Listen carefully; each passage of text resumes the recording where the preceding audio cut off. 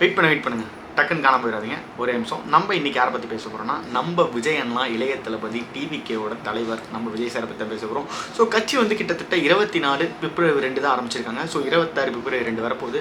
கட்சியோட ஆனிவர்சரி கொண்டாட போகிறாங்க. ஸோ இந்த டைமில் வந்து கட்சி ஆரம்பித்த ஸ்டேஜ் வந்து பார்த்திங்கன்னா நிறைய பேர் இருந்தாங்க. ஸோ இப்பயுமே எல்லாமே இருக்கிறவங்க இருக்காங்க அப்படியே தான். ஆனால் வந்து புதுசாக நிறைய பேர் உள்ள ஜாயின்ட்டாக இருக்காங்க. நம்ம செங்கோட்டையன் சாராக இருக்கட்டும், அப்புறம் நம்ம ஆதவ அர்ஜுனா சாராக இருக்கட்டும், அப்புறம் ஒருத்தர் வந்து காணாமல் போயிட்டார். எப்படின்னு பார்த்தீங்கன்னா, விஜய் சாரோட பேரே அந்த ஃபேஸே வந்து பச்சை குத்துனார். யார்? நம்ம தாடி பாலாஜின்னு. அவர் திடீர்னு பார்த்தா வேறு ஒரு கட்சியில் ஜாயின்ட் ஆகிருக்காரு. கொஞ்சம் நாளைக்கு முன்னாடி நியூஸில் பார்த்தேன். என்னடா அதுன்னு அப்படின்ட்டுருச்சு. இப்படி கட்சி போயிட்டுருக்கு. கூட்டணி எதுன்னு இன்னும் அது தெளிவாக தெரில, யார் யார் வந்து சேர்றாங்கன்னு. தடவையாக தமிழ்நாட்டில் ஒரு அரசியல் கட்சி வந்து ஆட்சியில் பங்கு அப்படின்னு சொன்னது வந்து பார்த்திங்கன்னா நம்ம விஜய் சார் தான் நான் நினைக்கிறேன். டிவிகே கட்சியில் தான். ஸோ இந்த ஆட்சியில் பங்கு அப்படின்னா என்னென்னு பார்த்தீங்கன்னு வச்சுக்கோங்களேன். ஸோ வந்து இப்போ நம்ம திமுகவில் வந்து நம்ம திருமாவளவன் இருக்கார்ல, அவர் வந்து பார்த்திங்கன்னா எம்எல்ஏ சீட்டு, எம்பி சீட்டு, இந்த எலெக்ஷன் நடக்கும்போதெல்லாம் அவங்க வந்து ஒரு 2 சீட்டு இந்த மாதிரி 4 சீட் வாங்கிட்டு தேர்தலில் போட்டிடுறாங்க. ஒரு எம்எல்ஏவாக இருக்காங்க, ஒரு எம்பியாக இருக்காங்க. இந்த ஆட்சியில் பங்கு அப்படின்னு என்னென்னா, அவங்களுக்கு அமைச்சர் பதவி கிடையாது. இப்போ வந்து திமுகவில் எத்தனை அமைச்சர்கள் இருக்காங்கல்ல, அந்த மாதிரி இப்போ வேறு கூட்டணி கட்சியிலேருந்து வரவங்களுக்கு வந்து சீட்டு தருவாங்க. நான் ஆட்சியில் பங்குங்கிறது அமைச்சரோ இந்த மாதிரி பதவிகள் தரமாட்டாங்க. அவங்க ஓன் கட்சியில் இப்போ டிஎம்கே இருக்காங்கன்னா அவங்க கட்சியில் இருக்கவங்களுக்கு தான் தருவாங்க. நீங்கள் டிஎம்கேங்க ஒரு பெரிய கட்சி மூலிமா வந்து ஆதரவு மூலிமா எங்களோட சேர்ந்து இணைந்து நீங்கள் தேர்தலை வெற்றி பெறலாம். அதுதான் வந்து கான்செப்ட். ஆனால் விஜய் சார் என்ன சொல்கிறாருன்னா, நீங்கள் கூட்டணி வரீங்க, நான் உங்களுக்கு சீட்டு தரேன், அதே மாதிரி நான் ஆட்சிலையும் பங்கு தரேன், உங்களுக்கு அமைச்சர் பதவிகள் தரேன் அப்படிங்கிறத சொல்லியிருக்காரு. ஆனால் இது வந்து பார்த்திங்கன்னா நம்ம அண்ணா அவர்கள் சொல்லியிருந்தாருன்னு நினைக்கிறேன், கலைஞர் அவர்களும் சொல்லியிருந்தாருன்னு நினைக்கிறேன்.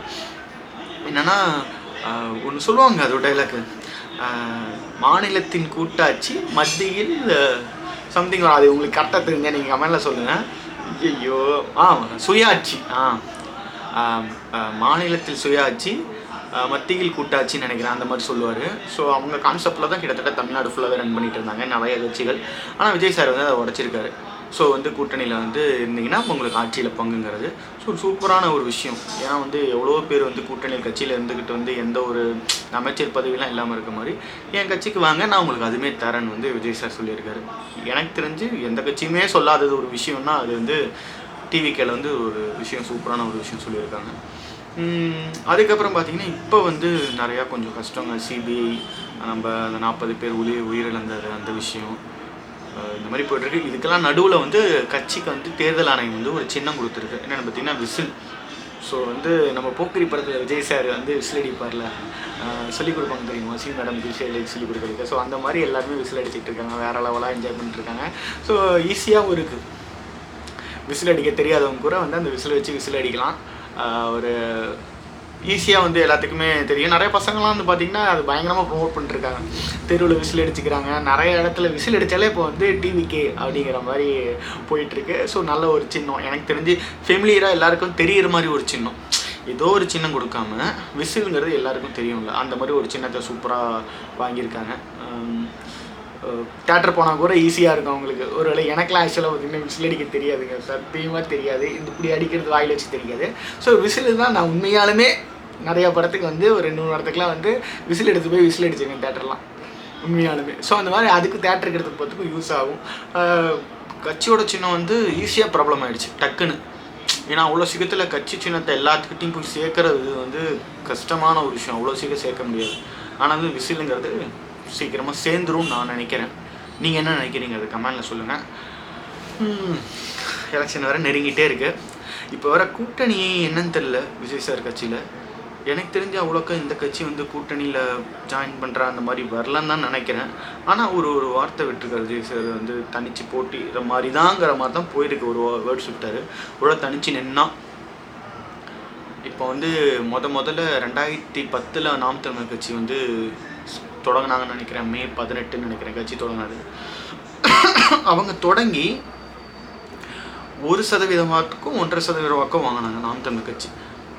ஆனால் வந்து அவங்களுக்கு ஒரு ஃப்ரேம் இல்லை, ஒரு சினிமா அந்த கவர்ச்சியோ இந்த பிரபலம் அடைகிறதோ அந்த மாதிரி எந்த ஒரு விஷயமும் கிடையாது. ஸோ இப்போ விஜய் சாருக்கு அப்படி இல்லை. அவரை வந்து என்டையர் தமிழில் எங்கே இருந்தாலும் தமிழர்கள் எல்லாத்துக்கும் தெரியும். தமிழ் இல்லாமல் கன்னடம், தெலுங்கு, மலையாளம் எல்லாத்துக்கும் தெரியும். விஜய் சார்னா ஒரு நடிகர், பிரபலமான நடிகர், ஹைட்டு பயங்கரமாக கொடுத்துருக்காரு. அவரோட படங்கள் எத்தனையோ கோடி வந்து கிராஸ் பண்ணிட்டுருக்குன்னு சொல்கிறாங்க. இப்படிலாம் இருக்கும்போது ஒரு ஃபெமிலியராக ஒருத்தர் வந்திருக்காரு. ஸோ அவர் ஒரு வேளை விஜய் சார் தனிச்சு தான் நிற்கிறாரு, அந்த சூழ்நிலை ஏற்பட்டுருச்சு அப்படின்னா எத்தனை சதவீதம் வாக்கு வாங்குவாங்கன்னு நீங்கள் நினைக்கிறீங்க?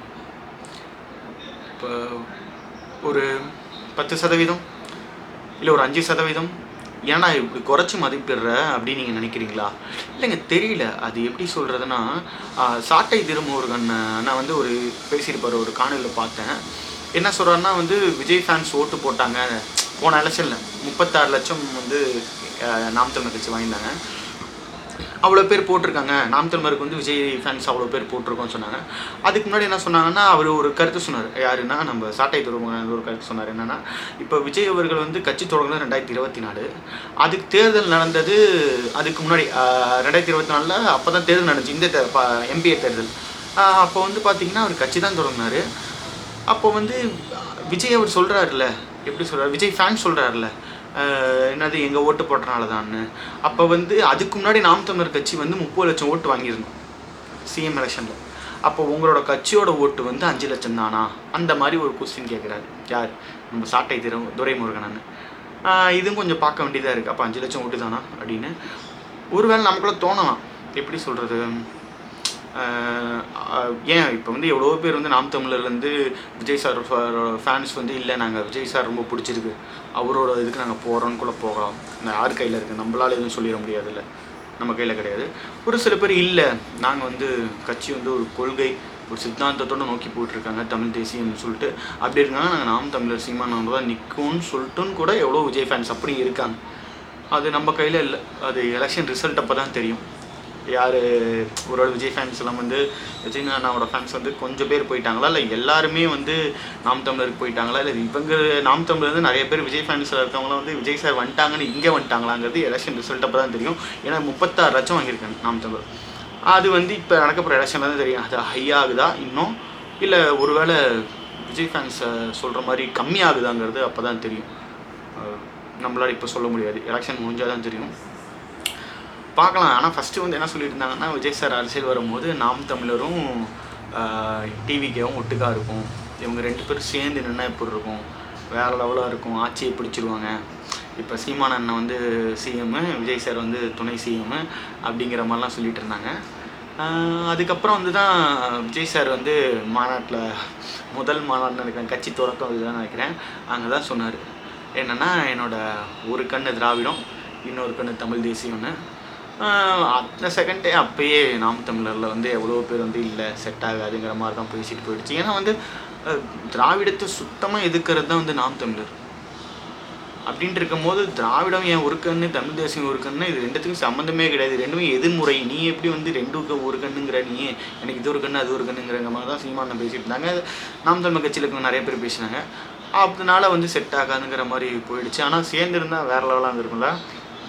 நினச்சி பாருங்கள், அந்த டைம்லாம் வந்து வேறு லெவலாக இருந்துச்சு. ஓ, நாம் தமிழர் சீமானன்னு விஜயண்ண எப்படின்னா ஒரு கான்செப்ட் போச்சுன்னா, அந்த காலத்தில் பார்த்திங்கன்னா அண்ணா அவர்கள் வந்து திகாலேருந்து விலகி திமுக ஆரம்பித்ததுக்கப்புறம் எலெக்ஷனில் நிற்கும் போதெல்லாம் நம்ம எம்ஜிஆர் சார் இருக்கார்ல, அவர் தான் வந்து பார்த்திங்கன்னா வந்து பிரச்சாரத்துக்கு போகிறது, படங்கள்லாம் வந்து பார்த்திங்கன்னா பாட்டெல்லாம் வந்து திராவிட நாடுங்கிற பாட்டெலாம் வரும். எம்ஜிஆர் அவர்கள்னால பயங்கர ஃபெமிலியர். ஏன்னா அந்த சினிமா துறை மூலியமாக வந்து திராவிட கட்சிகள் இப்படி ஒன்று இருக்குங்கிறது மக்களிடையே அவ்வளோ பரவச்சு ஈஸியாக வந்து ஃபெமிலியர் ஆக ஆரம்பித்தாங்க எம்ஜிஆர் இருக்கும்போது. ஏன் அண்ணா அவர்களே சொல்லியிருக்காரு, இது வந்து எனக்கான வந்த கூட்டம் மட்டும் இல்லை உனக்காக வந்த கூட்டம் கூட சொல்லியிருக்காருன்னு நினைக்கிறேன். ஏன்னா எம்ஜிஆர் சார் வந்து அவ்வளோ ஃபெமிலியர், திமுக வந்து அவர் மூலயமா அவ்வளோ வளர்த்திருக்காங்க. அந்த டைமில் வெற்றி பெற்றதுக்கு எம்ஜிஆர் அவர்கள் வந்து முழுமையான ஒரு காரணமும் கூட, திமுகவுக்கு அவ்வளோ சப்போர்ட்டாக இருந்தது. ஸோ அந்த மாதிரி தான் நினச்சாங்க நிறைய பேர். என்னென்னா வந்து ஒருவேளை இப்போ நாம் தமிழில் ஏற்கனவே சப்போர்ட் மக்களிடையே இருக்குது, அவங்க கருத்துக்கள்லாம் அவர் போய் மக்கள்கிட்ட சேர்த்துட்டாங்க. ஆனால் இன்னும் மக்கள் சப்போர்ட் பண்ணுறதுக்கு விஜய் சார் இப்போ வந்து அண்ணாவுக்கு வந்து எம்ஜிஆர் அவர்கள் இருந்த மாதிரி சீமான் அண்ணாவுக்கு வந்து விஜய் அண்ணா இருக்குப்பாங்க அப்படிங்கிற மாதிரி நினச்சிட்டு இருந்தாங்க. துரதிருஷ்டவஷ்டம் அதனால் வந்து சேராமல் போயிட்டாங்க, அது நம்ம கையில் இல்லை. ஸோ இப்படி போயிட்டுருக்கு. இப்போ தனிச்சு தான் நிற்கிறேன்னு சொல்லியிருக்காங்க, என்ன நடக்குது இல்லை பார்க்கலாம். எலெக்ஷன் ரிசல்ட் முடிஞ்சு இந்த மாதிரி ஒரு காணொலி எடுக்கலாம். ஸோ இதில் பேசுனதுலாம் அதில் என்ன வருது எலெக்ஷன் ரிசல்ட்லாம் தெரியும். ஸோ உங்களது விடைபெறுவது தமிழாசன். நம்ம சேனல் மறக்காமல் சப்ஸ்கிரைப் பண்ணுங்கள், லைக் பண்ணுங்கள், ஷேர் பண்ணுங்கள். நீங்கள் விஜயண்ணா ஃபேனா மறக்காமல் இந்த வீடியோவை உங்கள் விஜய் ஃபேன்ஸ் எல்லாத்துக்கும் சென்ட் பண்ணுங்கள். ஸோ உங்களது விடைபெறுவது தமிழாசன். தடப்பை.